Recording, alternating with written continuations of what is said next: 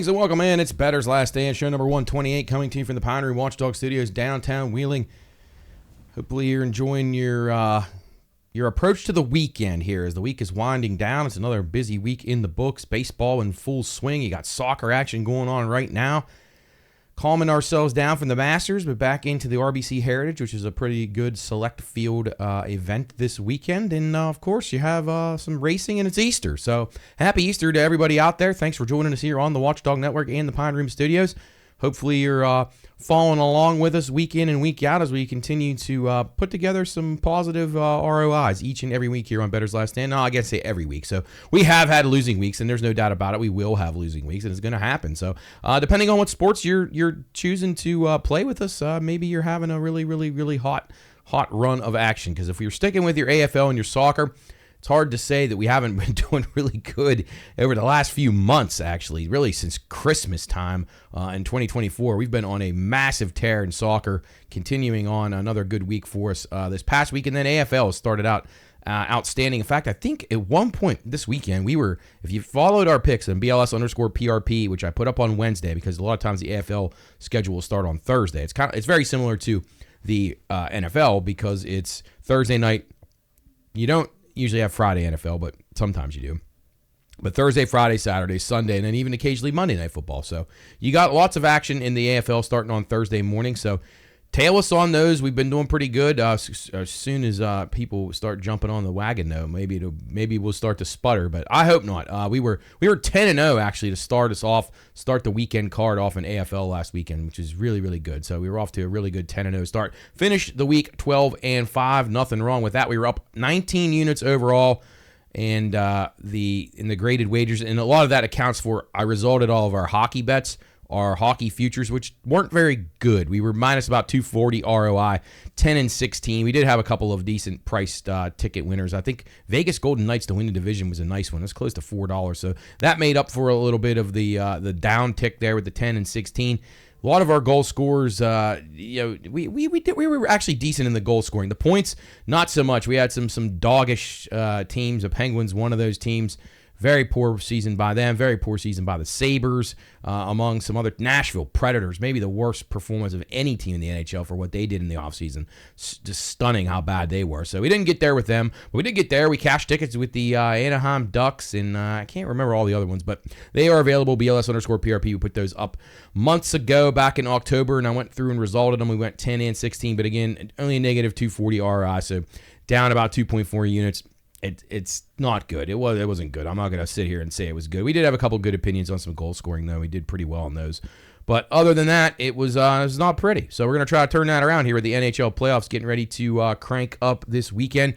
Regular season has depending on when you're listening to this, it either ended last night or it's ended 2 days ago. So nonetheless, it's winding down. It's getting down to excitement time. One thing that was exciting, at least for most people, I honestly didn't enjoy the Masters much at all. Maybe if I would have cashed a ticket on Justin Rose that we had here on Bettor's Last Stand, as Bayern Munich and Harry Kane have just tied Inter Milan 2-2 on aggregate here. So a very big goal there in Milan as Bayern Munich in the second leg of the Champions League quarterfinals now knotted up at 2-2. So it could be staring some extra time in the face here, but there's still plenty of time left. It's very early in the first half. The other match is Arsenal and Real Madrid. But back to it, 19 units to the good last week, 19.75 overall in our graded wagers. Again, that factors in the graded hockey bets that we had. We actually would have been even better if we had not factored those in there, but that's the way it goes. Golf, again,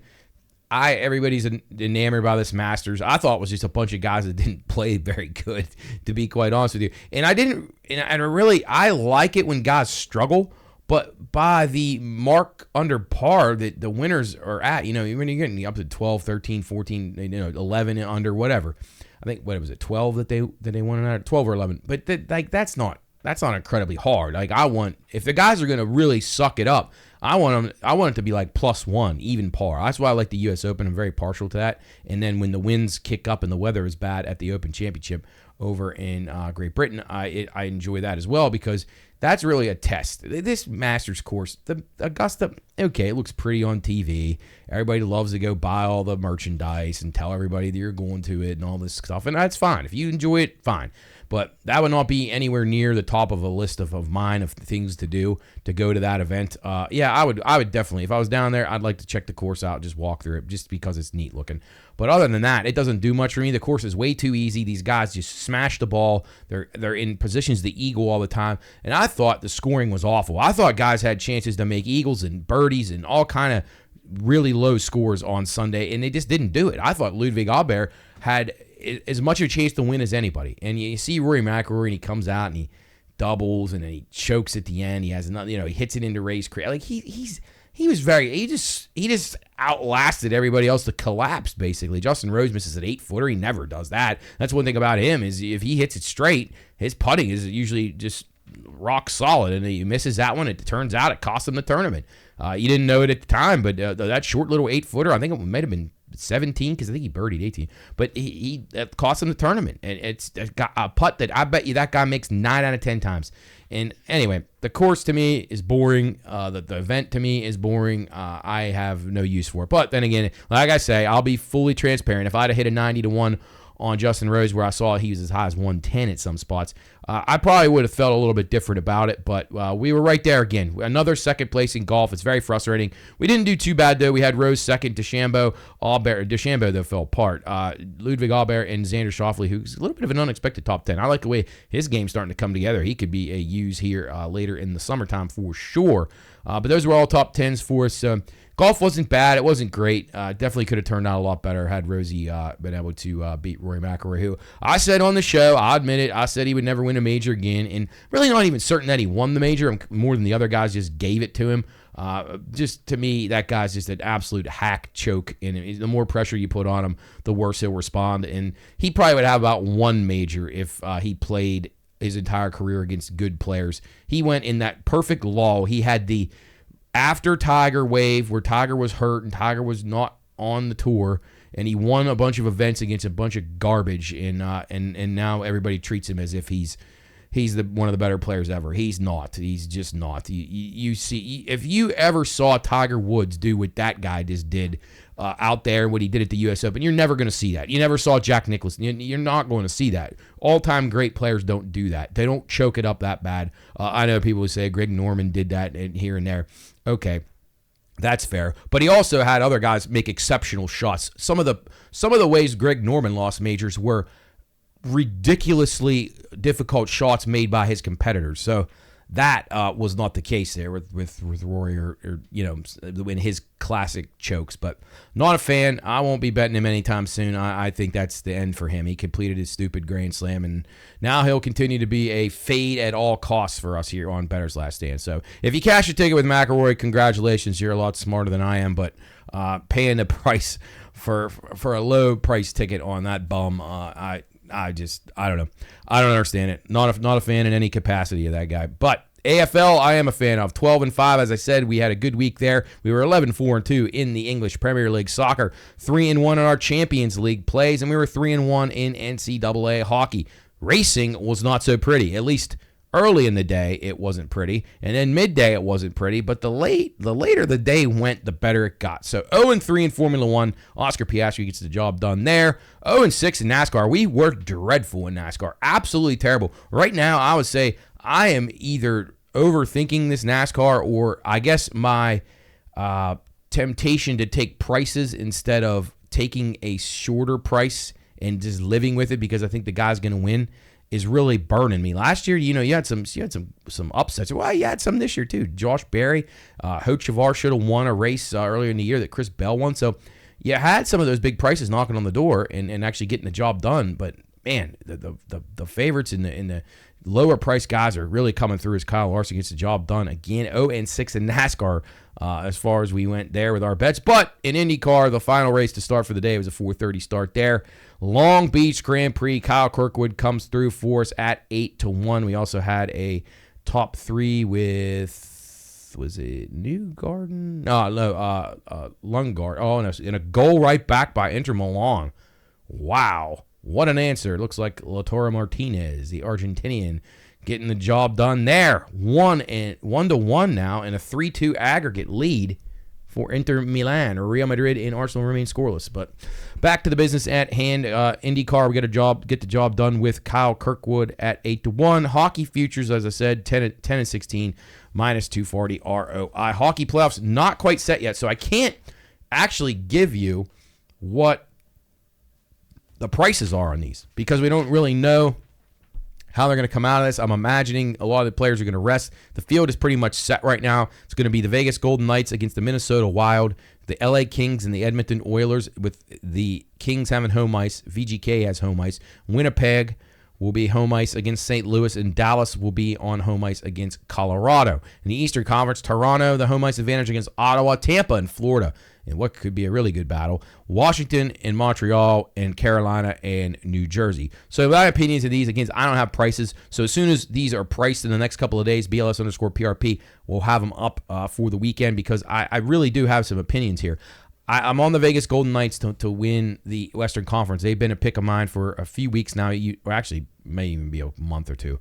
If you listen to the show, you know that I was high on Vegas. So I'm sticking with it. I like that first-round matchup. Minnesota, a decent team, but they just don't have the firepower to hang with VGK. So I like the Golden Knights there. And I'll probably be, depending on how this is priced, I'm probably going to be taking Vegas to win this series in a little bit of a shorter amount of time. I would say if you can find like an under 6.5 or under 5.5 games, I think that would be in play, at least in my opinion. I think it's a series that Vegas probably wins at the very worst 4-2. But I could see this being a very quick series, a 4-1 type easy closeout type of series. But who knows? I mean, you can speculate on a lot of this, and if goalie doesn't play well or whatever, things can change. But Vegas Golden Knights right now 10-1 to win the Cup. I'm not saying they're great by any means, but to me, up and down the lineup, they have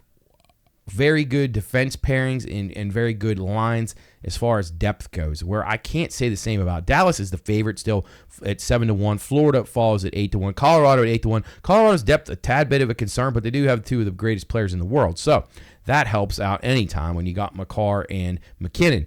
But I like Colorado in the first round. I love them against Dallas. I think Colorado's probably going to open a little bit of a plus price there because Dallas is getting all the love right now. They're 7-1 to win the Cup. I am fading Dallas badly. Dallas blew that massive lead a couple of weeks ago in a total collapse, and they really went on a bad losing streak after that. I think Dallas is dressed up and fake, and I don't buy them at all. Ottinger is not a primetime performer, and I think he will falter again. The Panthers, to me, have played too much hockey. They are beat up. I'm going to be looking to take the Tampa Bay Lightning, and I really do think Tampa Bay could have a shot to get to the Stanley Cup final again. I think they look a little bit rejuvenated. They played very well the other night when I watched them. You got to like it. I think they're a team trending in the right direction. Vasilevsky looks very dialed in. You got Jake Gensel now. He's a big-time player. I mean, he produced for the Penguins time after time in the playoffs. I think he can do it again in another goal by Inter Milan. Two quick ones. And Milan is rocking right now as they now take the lead and now up 4-2 on aggregate after Bayern Munich drew first blood. Jeez, what a match that is. But back to the hockey. I do like Vegas in the series against Minnesota. We'll see what that's priced. I like the Kings against the Oilers. They smashed the Oilers the other night 5-0. They have home ice advantage. I know it's hard to dismiss the team that's as talented as Edmonton, but people were touting them. They were short as we had them in under total. That was one of the few hockey bets we did. One of our 10 winners was Edmonton under, and it stayed under by a lot. Their point total was like 110 or 111. It's outrageous. They were picked, the tip to be the favorite to win the Stanley Cup. It's just ridiculous.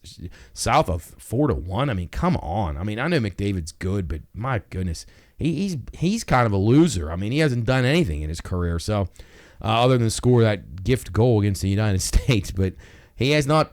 He almost pulled it off last year. I'll give him credit for battling against Florida, but I think Edmonton's on the decline, and I would not be playing them at 9-1. There's no chance.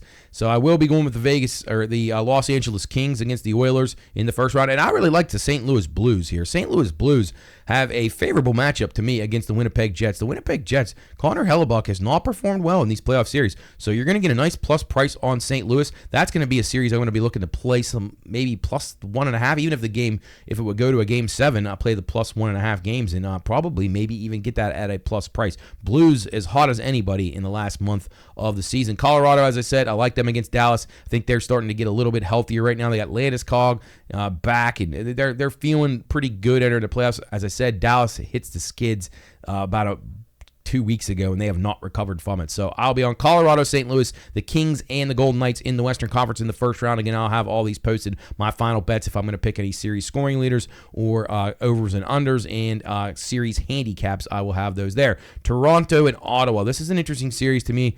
They're obviously a rivalry, massive rivalry. Ottawa hasn't been around in the playoffs a whole lot lately, but they're a good young team. If they get Brady Tkachuk back, I think they're going to be a pain to Toronto. A lot of people tip Toronto to make it deep here, but I still think they have goaltending woes. I still think they have defense woes. I still think they have a little bit of depth woes. And I will say, Austin Matthews, he really hasn't played all that well this year. Their team success has been good, but he has not been as elite. He looks like, I don't know. You always hate to speculate because everybody just says, well, he's had a bad year. He must be hurt. He must be hurt. Well, I don't know if he's hurt or not, but he's just not. He's not sharp right now, and we'll see if he can get the focus back. I think that's a long series. I can see Ottawa being a major thorn in Toronto's side, especially if they're able to take one of those first 2 games in Toronto. I think Ottawa then comes back to a rocking building, and I think they'll win at least one of those games and push that series on. So I'll be looking to get that one over to at least 6 games, I think, between Ottawa and Toronto. As far as picking it, I probably would say Toronto ends up just being a little bit better, but that's no guarantee. In a rivalry series, anything could happen. Tampa and Florida, going to be on Tampa. Nothing against Florida here, but they are just old and beat up. I want to say old, but weathered, I guess is the way to say it. They've just played so much hockey the last 3 years. I don't know if they can recover. You saw Penguins hit walls like this. All these teams that had good runs, Tampa Bay did the same thing, and you better believe they're rejuvenated after a couple of summers, shorter summers, or longer summers, I guess. Shorter season, longer summer. They look a little more rejuvenated now, and I think some of the additions that they brought back, some guys that were on those cup teams to kind of stabilize their depth, and it's worked out well. So I like Tampa to beat Florida. I could even see that being a 4-2. It could be a pretty, I wouldn't say quick series, but maybe even a 4-1. Tampa just has a little bit more bounce in their step right now. Washington, Montreal. I think Montreal's a good young team, and I do think that they'll win a game in Washington, and I think that they'll absolutely win a game in Montreal. So I think this goes at least 6 games. I do. I think it's an even series. I think Washington, though, just a little bit better. They're going to be, I would imagine, a little bit more experienced, obviously, with Ovi and some of the guys that have been around there for the Caps. So I think Washington in a tight series against Montreal. And then Carolina, New Jersey is a series that really just bores me to death. No Jack Hughes for Jersey. I don't think they have much of a chance. Carolina just plays, I don't know. I don't enjoy watching them play. It's just a muck it up, grind it, fire pucks from everywhere, and just crash the net. And just, I don't know.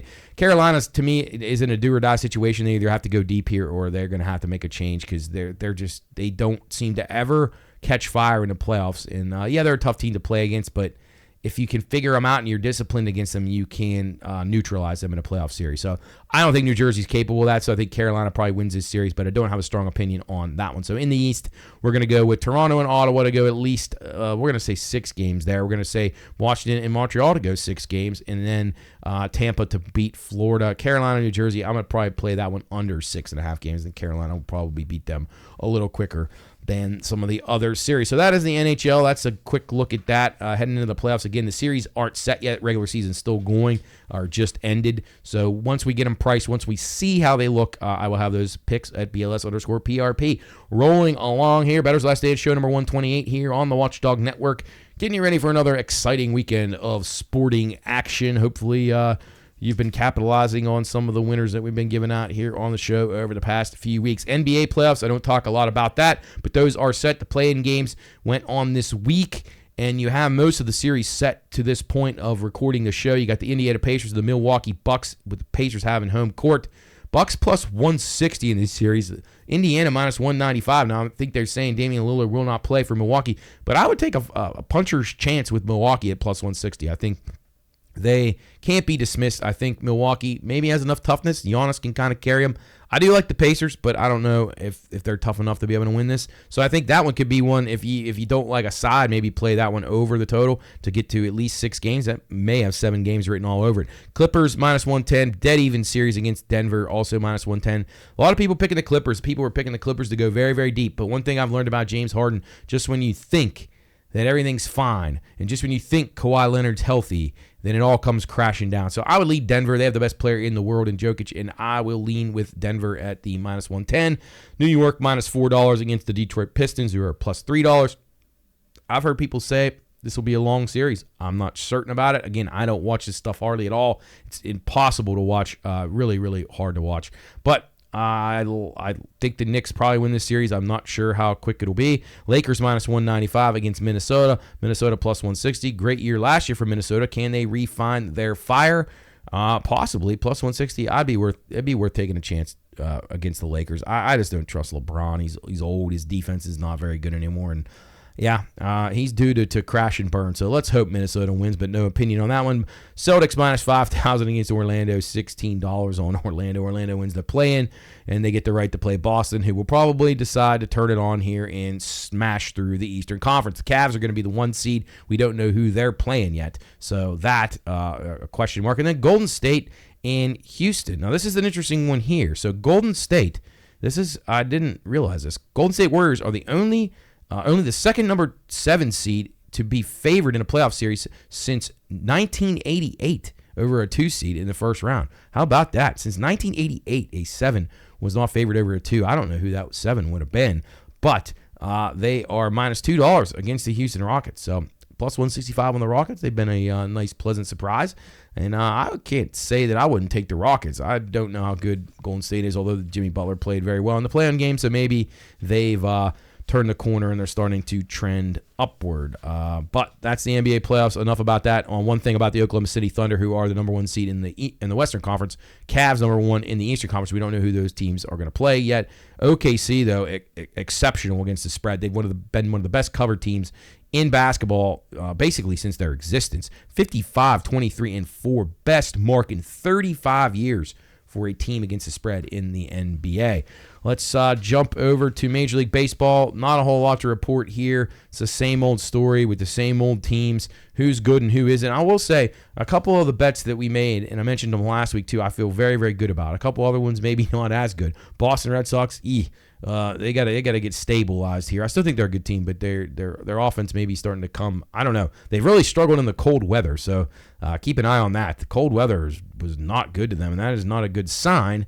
If you're in Boston in October, is going to be cold. So a interesting area to keep an eye on there. I would be a little bit worried about that, but nonetheless, there's a long way to go here. And we have a team in the San Francisco Giants who I've watched a few times, and I knew they were going to be pretty good. I liked their team on paper, and they are pretty good. And I think the Giants are going to be a playoff team. We already bet that a while ago. So I think the Giants, Padres, and Diamondbacks all with a shot to make the playoffs behind the Dodgers in the NL West. So keep an eye on them. Braves still struggling a little bit. Mets just, I don't know. They played really good late last year, so maybe they'll turn it around. No doubt about it. And Arsenal now scores on Real Madrid in a really baffling turn of events that Real Madrid, who is the defending Champions League winners and have won, I don't know if it was 2 in a row, or at least 2 of 3, now 4 goals down in aggregate, and they are just about out of time. Just a big collapse by them. Cubs 11-1, just not a buyer in the Cubs. Seen them play. They're in a really bad division. That will help them, but they are not very good at all. I will be a Cub fader all year. Philadelphia Phillies, they've come out of the gate pretty good, so maybe I'm a little wrong on them. I thought they would start to show some decline, but they have not yet. In the American League, I cannot believe that the Yankees are the favorites at 4-1. That is really stunning to me. It's also almost as stunning as the Astros being a +650 second choice along with the Rangers. This American League is wide open. If there was somebody that came out and made moves, I don't even care about the trade deadline. I'm talking about like right now. If you would make a move, 1 or 2 moves here for some team to get an arm and maybe one more bat, I know there's not going to be a whole lot of sellers at this point, but maybe a guy with an expiring contract. You could really, really take this over. You got the Yankees at 4-1, Texas 6.5-1, Houston 6.5-1. The Tigers, your fourth choice at 8-1, 8.5-1 on the Red Sox, 9.5-1 on the Orioles, who are a mess. They either score 0 or 15. Seattle can't hit at all, 11-1. Kansas City 13-1, and they can barely hit. They're a team that's like a piece and a half away from being a pennant contender. The Minnesota Twins are just 14-1. They should be like 700-1. I'm not sure that I would bet the Minnesota Twins at 700-1 to win the American League. It may be 1,000-1. They absolutely stink. I don't burn your money on the Twins. Do not get burned by them, as Vinicius Jr. just gives Real Madrid a little bit of hope as he takes advantage of a terrible mishap by Arsenal with the back. It's now 1-1. But 14-1 on the Minnesota Twins is just ridiculous. Cleveland 16-1. And then you drop down to the Rays. And the Blue Jays right now, maybe the best team in the American League. 20-1. They've been pitching great. They can hit a little bit. They're not far off. Their bullpen's been good too. I don't know if it'll hold up. But I know it's a little early to make judgments, but New York Yankees are not that good at all. Like, watch them every night and tell me they're a dangerous team. No. Boston, to me, has the best lineup for sure. Baltimore, for whatever reason, I don't know how it is. If it's just a Derek Shelton disorder for manager Brandon Hyde, where he's playing all these guys at all these places and the order's never the same, and but their pitching is so bad. Baltimore, I told you at the beginning of the year, they're not going to be able to win anything because they don't have any pitching. Charlie Morton's 0-4. So you got some very bad situations here. I think Kansas City will end up picking it up 13-1, but they got to add something. They got good pitching, decent bullpen, but their lineup needs more pop. It can't just be Bobby Witt and a couple other young guys. They got to get more. So, like I say, early Seattle, same things plague them, can't hit. Cleveland, same things plague them, can't hit. Tampa Bay, no, they're nothing. And then in the National League, you got lots of teams that can win the World Series. The Dodgers, the Phillies, the Braves, if they ever get it together. I dismiss the Cubs. Padres, yes. Diamondbacks, yes. Giants, yes. And then you drop down to the Reds, 55-1. They need a couple pieces. But the Reds, the Nationals, these teams battling. I told you they would battle. They will. And the Pirates, they're way, way, way down at the bottom. I'm not sure there's a worse team all the way around than the Pirates. Fundamentally, defensively, hitting, their lineup probably the worst in the league. And it's not filled with like young talent like some of these teams. Like even the Marlins have young players who are actually decent. The A's, the Pirates have nothing. They have nothing other than Paul Skeens. They are a laughingstock and a disgrace to baseball. So we'll pick up the baseball talk here as the weeks go on, but I'm feeling all right about our bets. Let's go over to golf. Terrible loss last week with Rory McIlroy winning against Justin Rose. We had a 90-1 ticket on him.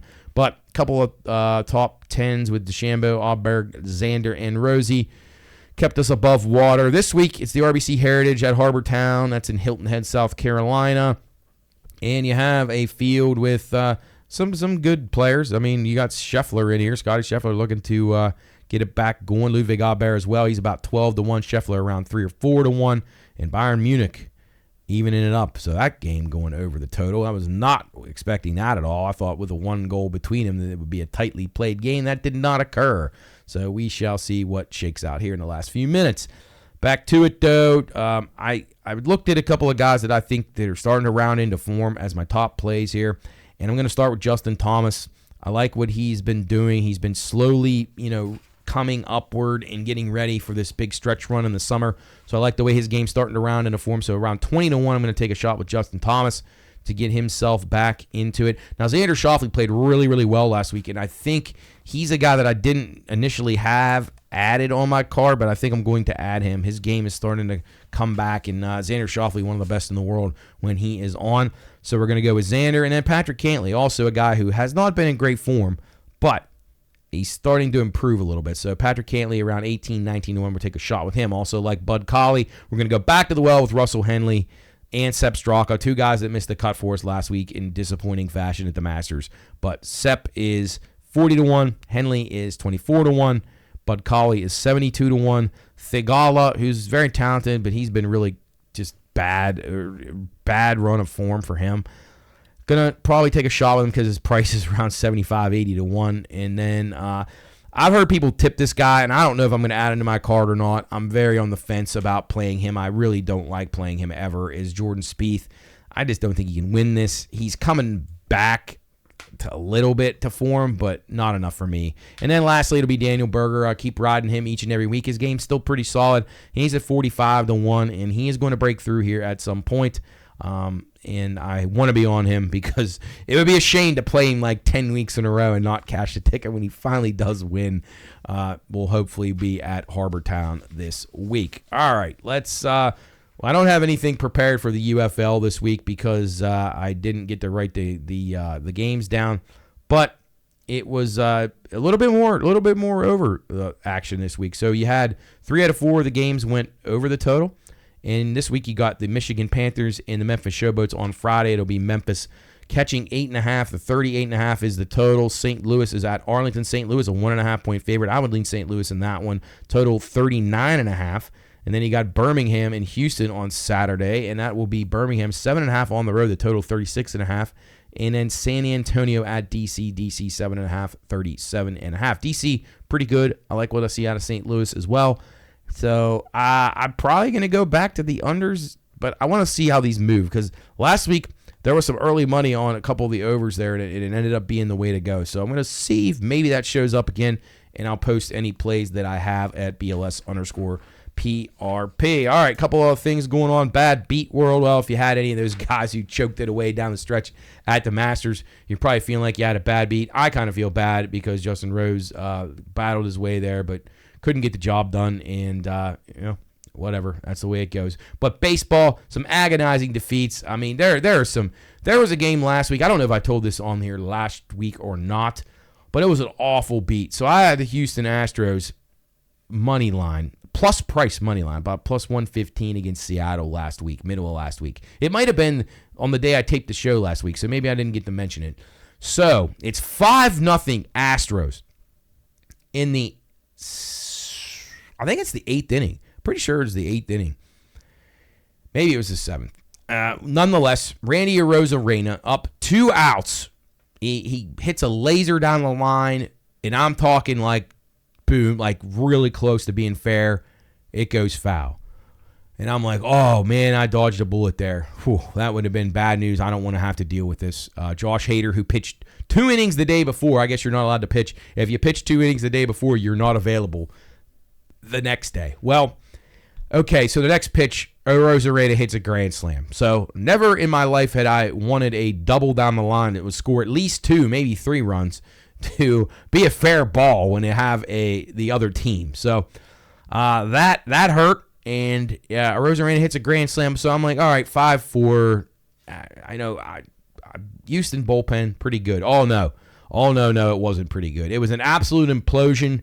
In the 9th inning, they end up losing the game and in disgraceful fashion. And that's just the kind of beats that baseball can provide for you. You think you have it taken care of, and you don't. 5-0 lead in the 8th inning with 2 outs, and it's still not good enough. So you have these every night. You can pick them out. I mean, there's one every single night, whether it's an over and under, a first inning, or the Nerfies and Yerfies, or the first 5 innings. Where you have, a guy comes out and walks, sometimes you have bad luck where you play the first 5 under and there's 4 runs in the first inning and then they don't score again. So you're like, geez, I would have been better playing the game under, but instead of the first 5. So baseball, agonizing. Do with it as you want. I like it. I do.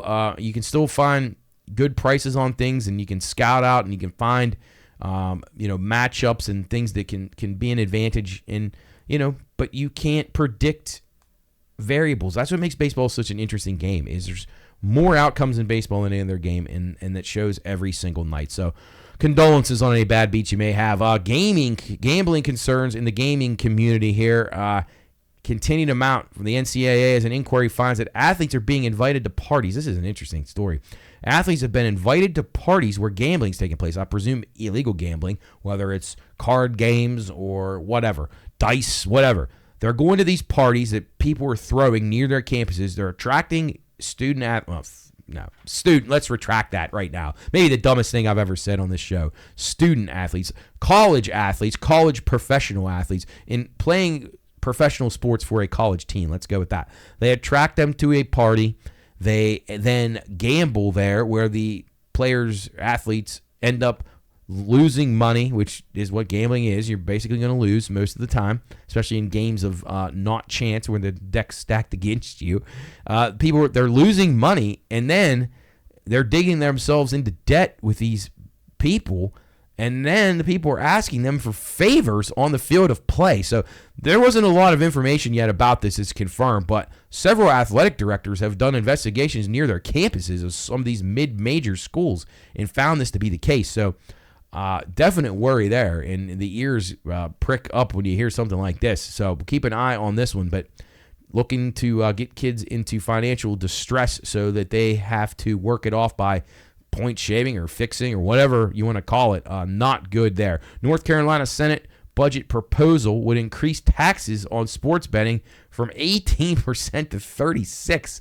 Wow. So that's 36 cents on every dollar in North Carolina will go to the state government. Right now it's 18. In West Virginia, we're lucky. It's only 10 here. So you're only getting 10 cents off your dollar. So your rates will stay fair here in West Virginia for the foreseeable future. Let's hope that is the case. NFL draft next week.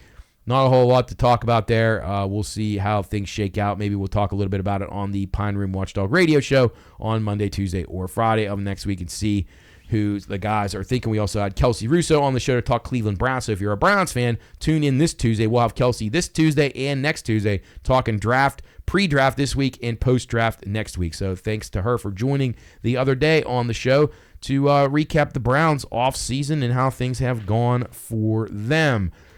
Flipping it back over to the racing circuit now here on Bettor's Last Stand, show number 128, coming to you on the Watchdog Network from the Watchdog Pine Room Studios in downtown Wheeling, getting you ready for another weekend of exciting sporting action in the wagering world.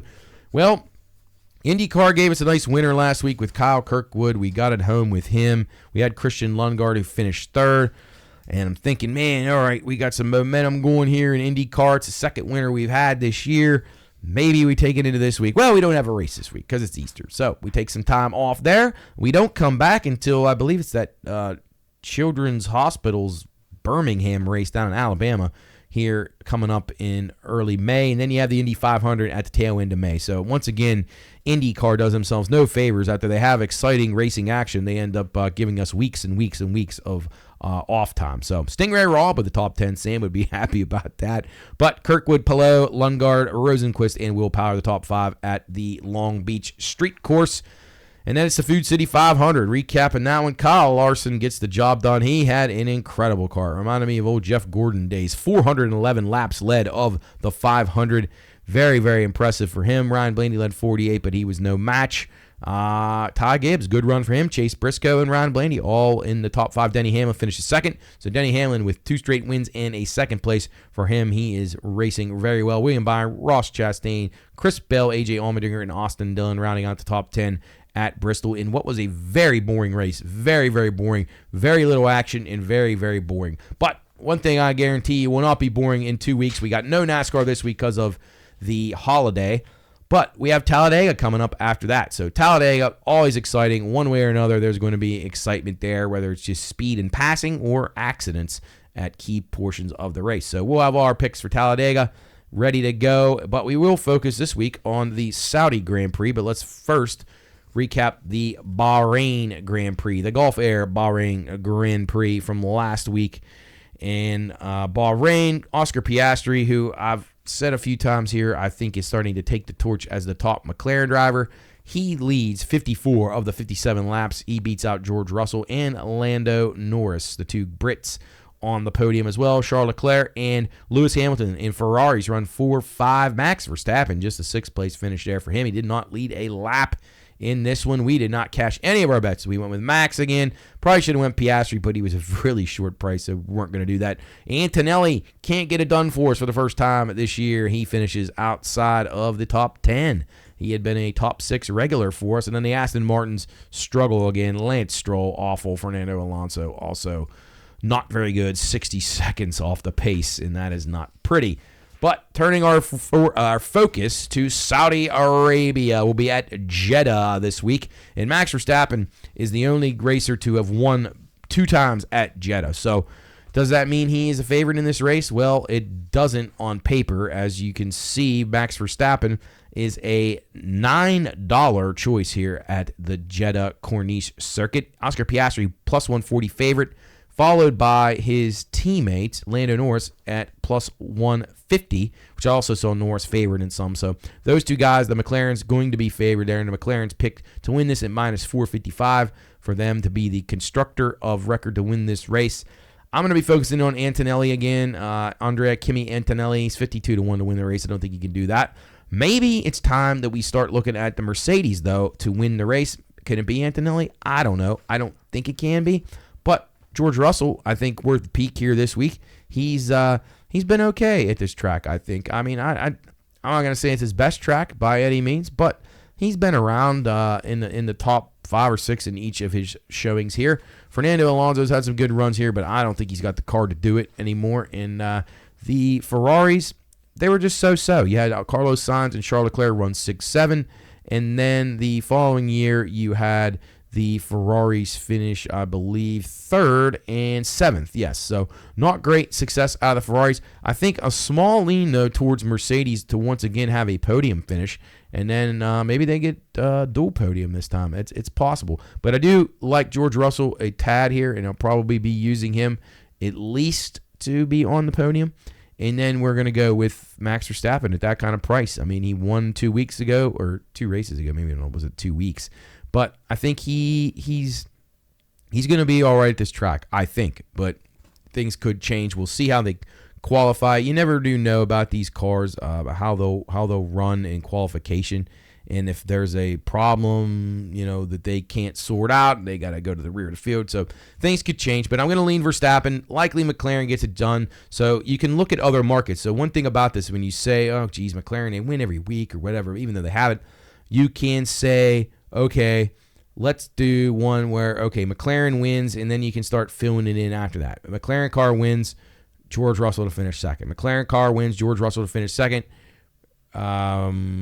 Whoever. Let's say Lando Norris is third. So that would mean basically 2 on the podium for McLaren. But you could say, okay, McLaren wins the race, Max Verstappen is second, George Russell is third. You can find those groups. They're basically like boxed up trifectas in NASCAR. So, well, actually, it wouldn't be boxed, it'd be straight. But if you get what I mean. So you could look for those and try to find, good plus prices with potential outcomes. So I think that makes a little bit of sense here. If you're looking at a season where it's going to be dominated by McLaren, which I don't think it's domination level yet, but it's getting that they are the best right now. I think Piastri right now is the best car driver combo, but Verstappen can't be slept on. I'll be going with Max here. We're going to take a shot with him. He won here last time. His teammate Sergio Perez won 2 years ago with Verstappen finishing second. So we'll be on Max. We'll be on George Russell. We'll be on Antonelli down in Saudi Arabia at the Jeddah Corniche Circuit.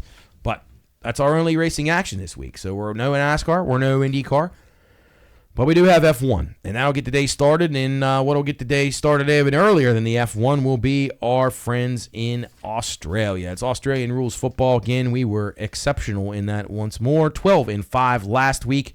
We are 22-9 over the last 2 weeks in AFL. So back at it here for round number 6 here on Bettor's Last Stand. Getting ready to take you through the Australian rules football card here on Bettor's Last Stand. Show number 128 here on the Watchdog Network. Getting you ready for another exciting weekend of sporting action. And again, we appreciate all the feedback we get for the show, both here on Bettor's Last Stand and on the radio show here on the Watchdog Network. So please don't hesitate. Shoot us emails. Shoot us messages on social media at the Pine Ridge Studios, BLS_PRP. You can get a hold of us anytime. If there's anything you want to see us add, we'll be happy to do it. Or anything you want us to discuss, we'll be happy to go in depth, within reason, obviously. If you want me to do an entire breakdown on cricket for a full show, I will try, but I can't tell you that my information is going to be that good, because that's one of the areas that I am not an expert in by any means. So we'll keep trying to sharpen the skills on that, though, for when the time comes when the Ohio Valley is full of cricket fans,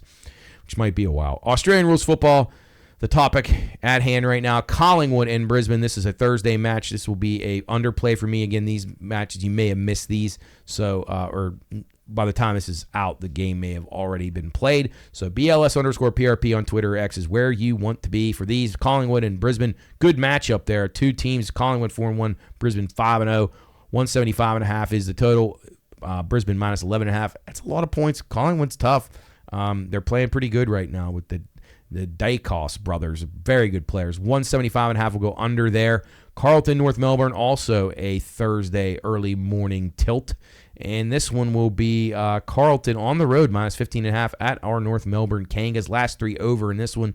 I'll go over again. I think there'll be points. Kangas can't seem to slow anybody down, and their offense isn't bad. So we'll go over 179.5 there. Friday, here we go, 4:10 a.m. First bounce on Friday. It's the Essendon Bombers at the West Coast Eagles, the worst team in AFL without question. West Coast catching 27.5 at home. The total 175.5. West Coast is giving up 117 points per game. Essendon scores are just south of 90. I think that'll escalate a little bit here. Look for the Bombers to put up in the 130s or 140s and get this job done easily by 27.5 or more. I think they'll win by at least 50 or 60. You never know. It could even be a 100-point win if they really, really want it.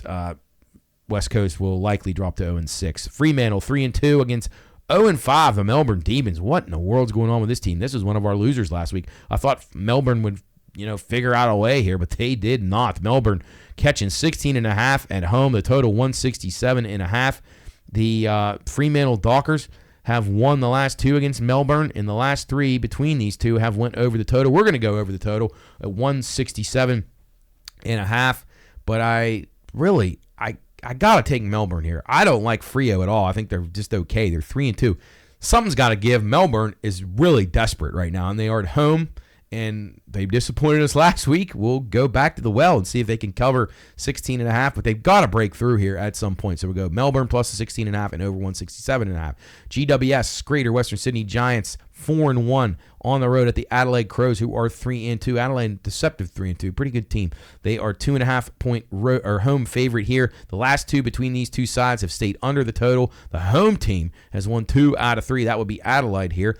And Adelaide's lost 2 tight games. They lost to Geelong and Gold Coast, 2 of the better teams right now in the league. I like this game under 186.5. It's a little high. I think this will be a closely played game. Adelaide's strong. GWS pretty strong.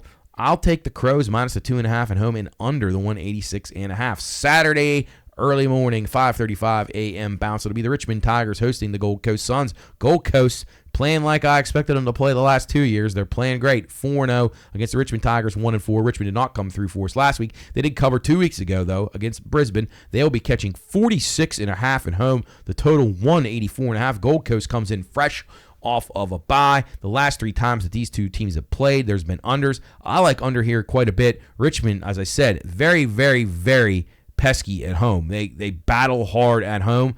I think that, although last week it didn't show, but I think against Gold Coast, this should be a decent matchup. So we're going to go with Richmond plus the 46.5, and we're going to go under the 184.5. I think Richmond will make this a little bit of a pain for Gold Coast, who will still win the game, but might be a tough one. Port Adelaide at Sydney. This is a 1:20 a.m. Saturday evening, early on Sunday. Bounce. It will be Port Adelaide on the road, catching 15.5 against the Swans. 173.5 is the total.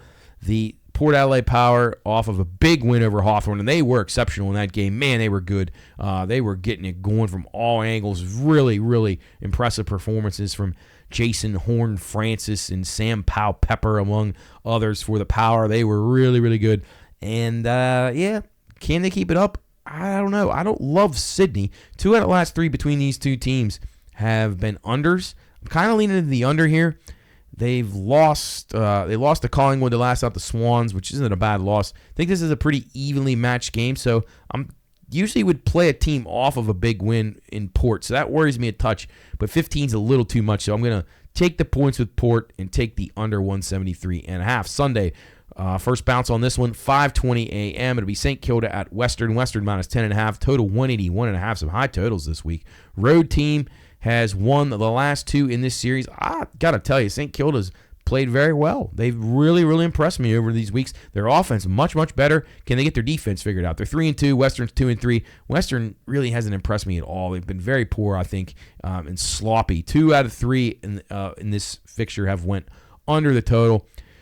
I like the game over, though. I'm going against the trend here. I like the game over. St. Kilda's not the same St. Kilda that provided those 2 out of 3 unders there. So I like points here, and I like St. Kilda catching 10.5. I don't think they're better than Western, but catching 10.5, I think they can stay within that. Hawthorne at Geelong, heavyweight clash here. Geelong 3-2, but a deceptive 3-2. They're very good. Hawthorne 4-1, but a bad loss last week. I can't say bad. Port's good. So, but they were really, really getting buried. They were down 70 at one point, then cut it all the way down to a 2. Wait, is it 2 score? I think they meant to cut it. Well, they cut it to at least 18, and then they kind of fizzled out because I thought I had a couple of live bets on them, which they ended up getting inside the number, but the money line bet did not quite get there. Hawthorne minus a half or plus a half, depending on where you're at. This is a dead even game. A pick 'em 174.5 the total.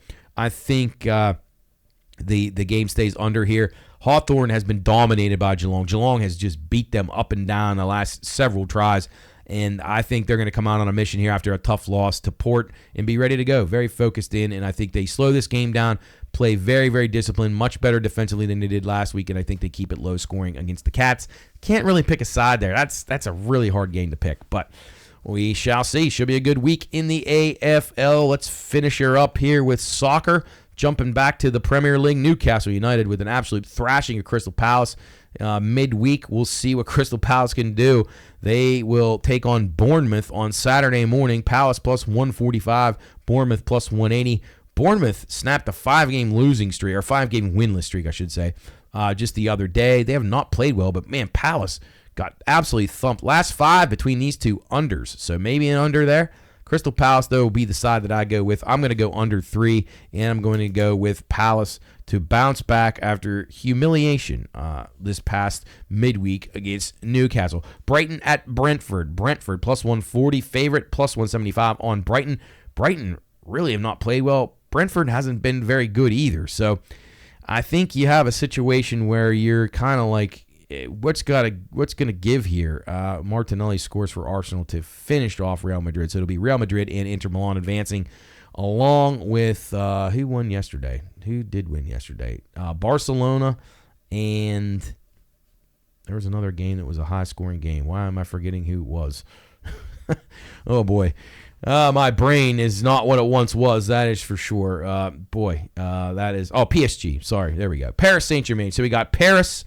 We got France represented in there. We got Italy represented. We got England represented. And who was the... Oh, and we got Spain represented. So a wide range of teams here in the Champions League Final Four. Should make for some good action. But back to Brentford and Brighton. I like both teams to score here. 3 out of 4 have stayed under. I'm not going to go that way. I think goals could be aplenty here at some point, but I don't love the over, so I'm going to stay with both teams to score, and I'm going to go with Brentford at home to get back on track. Manchester City at Everton. Everton, a plus 280 dog here. City minus 105 on the road.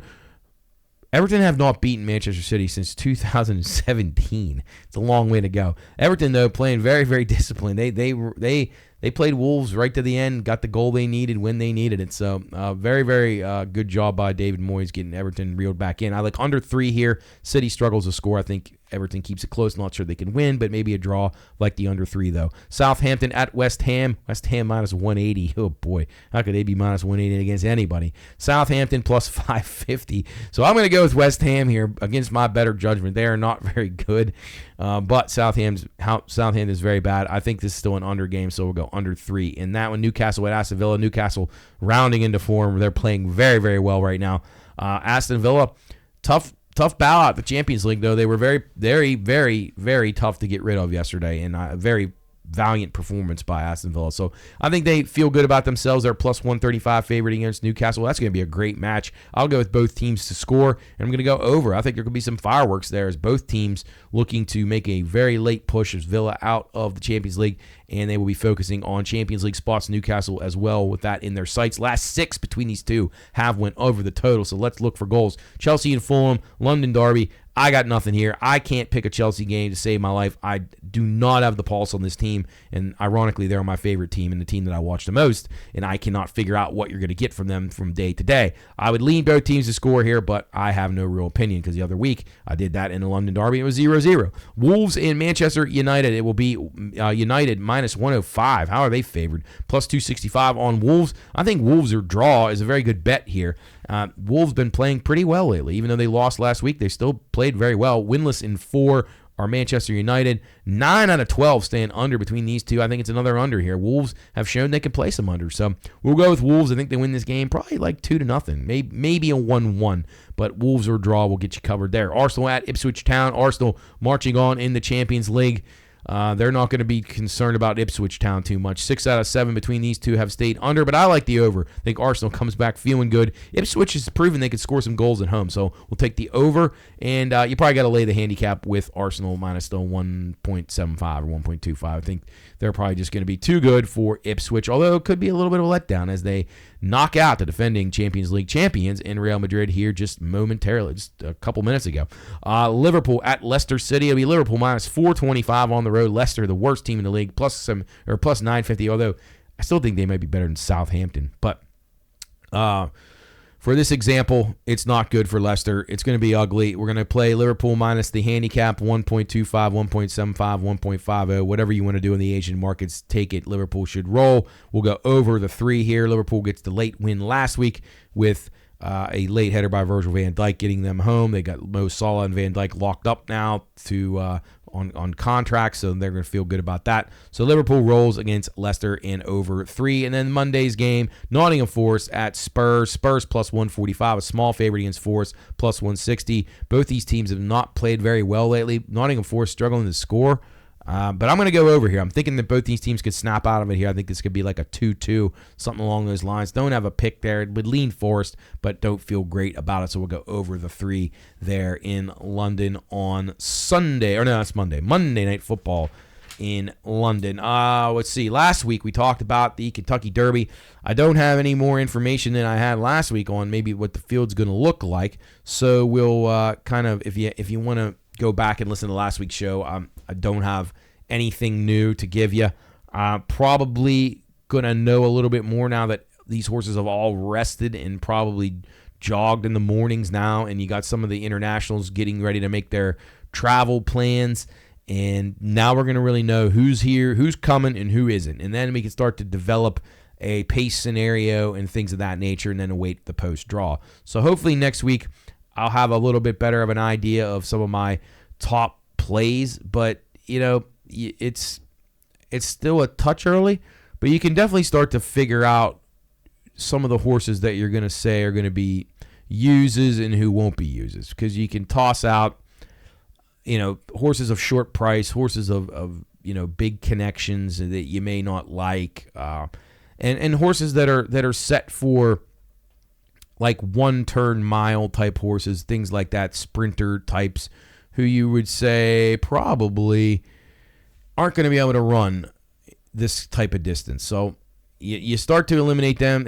Sometimes it's a lot easier to go through and find horses that you don't like and cross them off than it is to find horses that you do like, because you start with your ones you don't like, and then it eliminates it and makes it a lot easier to choose.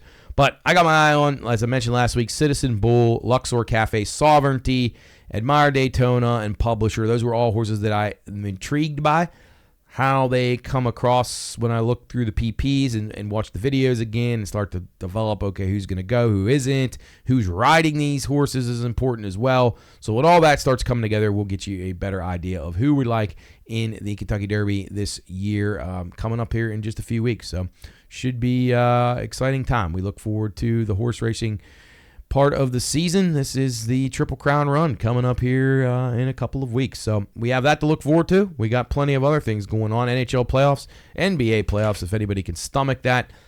But first and foremost, soccer and Australian rules football, of course, and baseball and full swing golf as well with a good RBC Heritage. Anyway, enjoy your Easter weekend. with your family and friends and all your fellow churchgoers, and enjoy it. Have a relaxing weekend. Be safe out there. Hopefully you get some winners. And please tune back in here to the Watchdog Network for the next episode of Bettor's Last Stand, as well as the other wonderful shows here that you have on. You got the Slider and Stack show, which is on several days a week now, and on the new schedule here on the Watchdog. So be sure to check them out. They follow us actually a couple days during the week, and they also are in on the morning spot for Howard on Monday. So catch Bob and Shane. They do a great job. Really, really good stuff. And, of course, Pine Room here on the Watchdog every Monday, Tuesday, and Friday. And we'll have plenty of things to talk about with the NFL Draft. And, as I said, Kelsey Russo coming up and all kinds of other stuff going on in the world around us, whether it's news, whether it's sports. We'll have opinions on all of it. So tune in to the Watchdog Network. That's your spot for all the great local programming around the Ohio Valley area. So, again, thanks for joining us today. BLS_PRP is where you want to follow. Get all the picks that are time sensitive at the Pine Room Studios on social media. We got Lunch Madness going on. We'll have more Lunch Madness winners this week and next week as that tournament rages on. You can vote at the Pine Room Studios on Instagram. Watchdog Network WV on social media. Follow that at the Pine Room Studios on YouTube. PineRoomStudios.com for all of our shows and replays. And that's pretty much it for us here on Bettor's Last Stand. Hope you have a safe and wonderful Easter, and we will see you next week here on Bettor's Last Stand. You're listening to the Watchdog. Have a great weekend.